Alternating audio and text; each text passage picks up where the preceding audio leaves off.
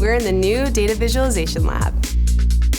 Providing students with opportunities to build their data visualization skills is really important for our students at Bryant University. They enter into businesses where one of the key concerns is how do we understand our data? One of the most powerful techniques for that is through data visualization. In order to make the most of the data you have available, you have to be able to understand it and effectively communicate it. Data visualization helps bridge that gap. Students use this data visualization lab for projects and research by being able to explore large data sets in real time. We have a lot of different data visualization tools that are available on these computers, such as Power BI, Tableau Prep, as well as other database management systems that students can then bring in the large data sets to explore and leverage for insights. They actually explore and build the visualizations through step-by-step processes to learn and understand how they can have meaningful impact.